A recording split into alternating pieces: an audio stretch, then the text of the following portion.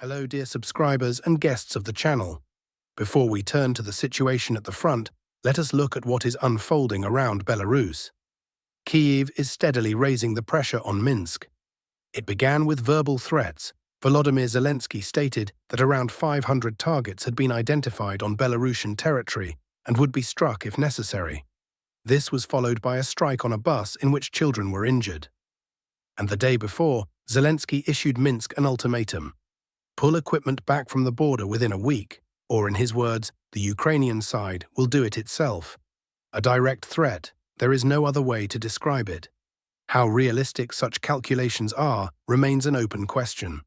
Whether Kyiv is betting that Alexander Lukashenko will back down under pressure, or genuinely counting on its own capabilities should Belarus be drawn into the conflict, time will tell. Recall that Lukashenko had previously stated that in the event of an attack on Belarus and a threat to its sovereignty, the country is prepared to use nuclear weapons, a position also confirmed by the chief of the Belarusian General Staff. There is also a more straightforward reading of these provocations. By escalating around Belarus, Kyiv may be seeking to push the Russian side toward mobilization or to force the Russian command to divert part of its forces to cover the Belarusian direction. One way or another, the rhetoric is becoming increasingly harsh. Let us turn to the situation along the line of contact. The past day proved difficult for the armed forces of Ukraine, AFU, on several hot sectors at once. We begin with the Lyman direction. The day before yesterday, we discussed that an AFU garrison of just over 100 men had been trapped in the central part of Lyman. Over the past 2 days, their position has noticeably worsened. The ring has not yet fully closed, but the width of the exit corridor has narrowed dramatically. 2 days ago, it measured around 1 kilometer 400 meters, and now it is roughly 500 meters. Practically nothing. That space is swept by fire, including small arms. To break out of the semi-encirclement, Ukrainian troops must cross an open stretch of railway tracks about 300 meters wide. If a soldier sets out to cross the rail line in order to slip out toward the south, he has to cover those 300 meters of open ground, effectively under the control of drones, and possibly small arms as well. The chances of a successful withdrawal here are close to zero. With each passing day, the garrison's position in Lyman grows harder. In parallel, over these 2 days, Russian units have substantially expanded their zone of control in the city's communal district, advancing nearly a kilometer through residential development. As a result, the larger part of the communal district has come under the control of the Russian army. The boundary between the communal and central districts runs along the line marked on the map. In addition, a foothold was secured in the southern micro-district, with the clearing of high-rise buildings along Privokzalna and Tereshkova streets. According to objective control footage, assault groups of the 25th Combined Arms Army of the Zapad West grouping are consolidating in the city's quarters methodically, block by block. This is no longer infiltration by small groups, but a systematic expansion of the controlled zone. The area of the Sviato-Pokrovsky Skeet and the high-rise development south of the railway station have been taken. According to available information, over the week units of the 67th Division seized 37 strongpoints and cleared around 250 buildings, including multi-story ones. The Church of the Iveron icon of the Mother of God has come under control, along with quarters of the northern, central, communal, and southern districts. Assault groups reached Zeleny station, slipped into the central part of the city, and bypassed AFU positions from the south through the forest belts, cutting the remaining withdrawal routes. At present, more than 60% of Lyman is under the control of the Russian army, whereas about 10 days ago, Russian forces stood on the outskirts and held less than 5% of the city. In other words, almost the entire occupied area is the result of the past 10 days alone. Will the city be taken by the end of the month? The chances are real. If the pace of the remaining 10 days matches that of the previous 10, Lyman may well be lost for the AFU. But the key to stable control over the city lies in the forest belts to the south. Part of them has been burned out, yet the AFU still have entrenched and dug in positions there, and until that entire sector right up to the Siversky Donets is cleared, the enemy will retain the ability to counterattack, to dart back into the city, and to claim it is being held. Therefore, one can speak of full and stable control only after clearing not just Lyman itself, but its surroundings as well. For the second day running, advances are being recorded on the Sloviansk-Kramatorsk direction. The Russian army pushed the AFU out of Rye-Oleksandrivka and reached the heights on the approaches to Sloviansk. Troops of the Yug, South grouping, crossed the Siversky-Donets-Donbass Canal and dislodged Ukrainian units from the village of Yurkivka. The village is small, essentially a single street about 1 kilometer 150 meters long, and the footage shown from 3 separate locations is more than enough to conclude it is under control. According to the Russian Defense Ministry, Yurkivka lies roughly 4 kilometers southwest of Rye-Oleksandrivka, on the western bank of the canal, and 12 kilometers southeast of Sloviansk. This point could become a springboard for an advance toward Orikovatka, Nikonarivka, and Vasilivska Pustosh. If Orikovatka, slightly to the north, is taken, the eastern flank of Sloviansk would effectively lose its cover.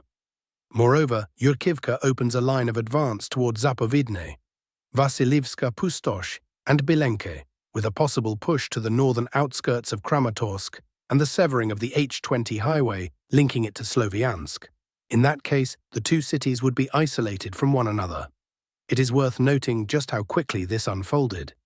Yurkivka sits beyond the canal, which makes it a difficult objective, and on the face of it, its capture might have been expected no earlier than July. Instead, it has fallen now, an unexpectedly fast result.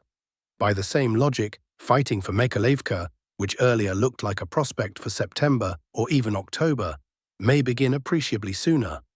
To develop pressure on Mykolaiivka, a suburb of Sloviansk, now less than 3 kilometers away, successes on the flanks are needed. To the south, they are already in hand. After the capture of Yurkivka, the pocket must be closed, meaning Lipivka has to be taken and the tract cleared, after which Rye-Oleksandrivka would be secured from the south. If the Russian army also clears a large tract to the north, it will be possible to move on to pressuring Mykolaiivka and the approaches to the Sloviansk TPP. Despite Sloviansk's unfavorable position in a low-lying area and its limited withdrawal routes, the AFU will be forced to hold it owing to the significance of the entire agglomeration. The Yug South grouping is showing a high tempo here. Alongside the fighting for Kostiantynivka, it is managing to advance toward the suburbs of Sloviansk as well. Favorable developments for the Russian side were also reported from Kostiantynivka. Advances and clearing operations continue here. 2 more blocks of high-rise development in the center have been taken, and progress toward the northern part of the city has been recorded. In total, about 1 kilometer 400 meters through urban development. Whether the city can be fully cleared by the end of the month is an open question, but its capture in July looks quite likely. On one sector, AFU units have been encircled. This is not yet reflected on the map, but the ring is tightening and less remains to be cleared than is shown there. Once objective control footage comes in, the corresponding changes will be entered onto the map as well. To gauge the current pace, over the week in Lyman, Russian units cleared more than 250 buildings, including multi-story ones, and in Kostiantynivka, more than 600 buildings, also with high-rise development. It is fair to ask which of the two cities will fall faster, given that just a couple of weeks ago, the capture of Lyman could hardly be taken seriously, and now the AFU's position has begun to unravel quickly and unexpectedly. Add to this that on a horizon of 2 to 3 months, fighting may also begin for Mykolaiivka. On the Dobropilya direction, fighting continues for Marne, with clashes reported around Shevchenko and Belitske, west of Novodonetsk, as well as toward Rubizna.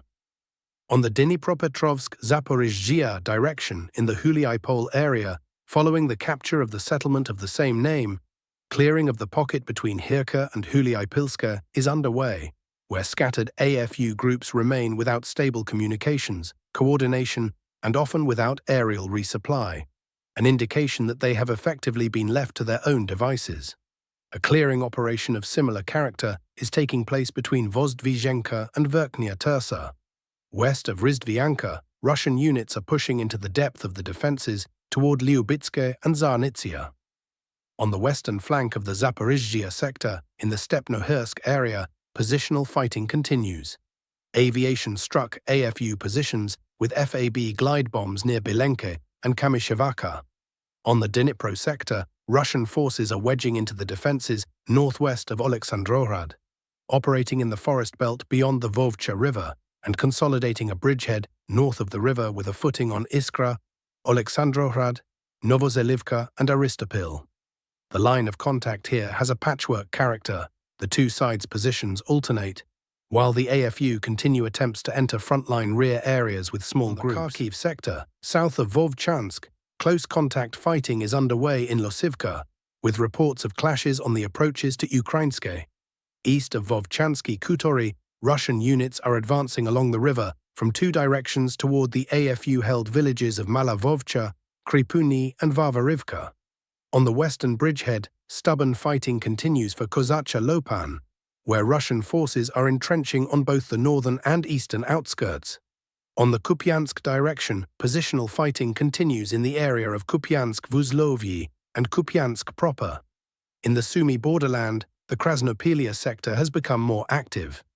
AFU counterattacks were repelled near Ryasne, and fighting is noted around Maiska. Farther north, Ukrainian units are fighting near Mikhailivka. On the Sumy sector, clashes are recorded in Volfin, Pisarivka and Novosich, and the battle for Bachivsk continues. To sum up the past day, one settlement and just over 10 square kilometers of territory came under the control of the Russian army. A few words on the international context.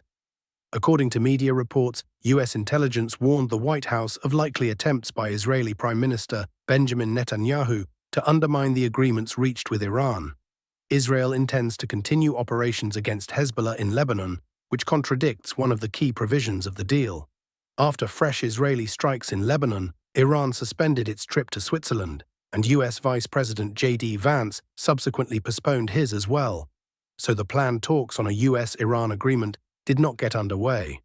According to Axios, US President Donald Trump expressed displeasure over the strikes on Beirut and explained that he went for the deal with Tehran out of concern over economic fallout. With the Strait of Hormuz closed, global oil supplies would be at risk, which in his words could trigger a downturn. He reportedly remarked in private that he secured the agreement on terms other than he had originally wanted, in order to avoid an economic depression, and voiced concern that world oil reserves were beginning to run low. It is also reported that the United States lifted its naval blockade of Iranian ports, though American ships remain in the area to monitor compliance with the agreements. This information is cited with reference to media and officials and requires confirmation. Meanwhile, as Politico writes, a split emerged at the EU summit over contacts with Russia. The information that European Council head Antonio Costa is conducting talks with Moscow was met sharply negatively by some states, while the majority of EU countries backed the very need for dialogue. The camp, led by France and Germany, holds that the time for negotiations has not yet come, and that the initiative should later be taken by the European trio, France, Germany, and the United Kingdom. This position drew support from several of Russia's most outspoken opponents. Costa's critics fault him for what they call a lack of professionalism in concealing the scale of contacts that became known only through media reports, while a large number of other leaders sided with him, viewing dialogue with the Kremlin as a role for the EU. On the Russian side, Sergei Lavrov stated earlier that the true aim of European leaders is not negotiations as such, but the preservation of the Kiev regime and a swift ceasefire to prevent a collapse of the AFU's front. As for strikes on rear areas, in Odessa region, fuel tankers were hit. Russian drones operated against fuel transport deep in the rear. For Kiev, this is a sensitive factor. The bulk of fuel supplies comes through Romania and the Danube ports and is then distributed by road, so this logistics chain carries heightened importance, arguably greater than the southern overland routes. In Crimea, by contrast, the fuel situation is gradually stabilizing.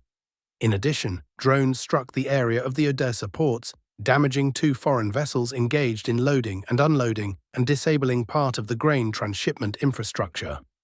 Strikes continue on delivery service warehouses reportedly used to store AFU drones, in particular on logistics centers in Sumy and Zaporizhzhia. That is all for today's situation overview. We continue to follow developments.